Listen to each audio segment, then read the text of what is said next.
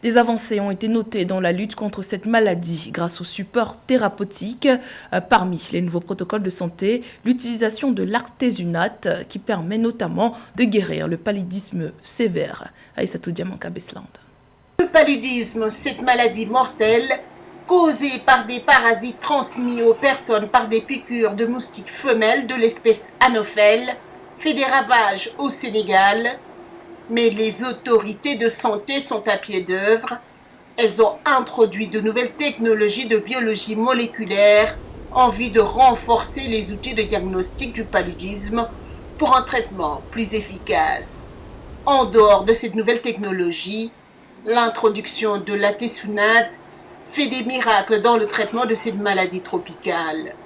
L'artésunate injectable a beaucoup d'avantages, on peut dire. Parce que des fois, on reçoit des patients qui convulsent, qui ont des neuropathies, mais avec l'artésunate, avec une seule dose, le patient se rétablit. Vraiment, il y a beaucoup d'avantages. Et aussi, la durée du traitement aussi a beaucoup diminué. Parce que des fois, avec la quinine, on hospitalisait le patient 5 à 4 jours, 6 jours, mais maintenant, avec 48 heures, 72 heures, le patient. L'utilisation de cette molécule par voie orale ou anale permet aux patients de guérir plus rapidement du paludisme sévère. Bon, moi personnellement, c'est vrai que j'étais pas très imprégné de l'artésunate injectable. Mais quand même, quand le prestataire m'avait prescrit, il m'avait dit que si jamais ça, après lui, il va s'agir du reste. C'est là que je lui ai demandé, il m'a expliqué par rapport à la prise, espace, au respect des heures, tout ça, et la durée par rapport aux 3 jours. Mais personnellement, j'avoue que je trouve que c'est efficace.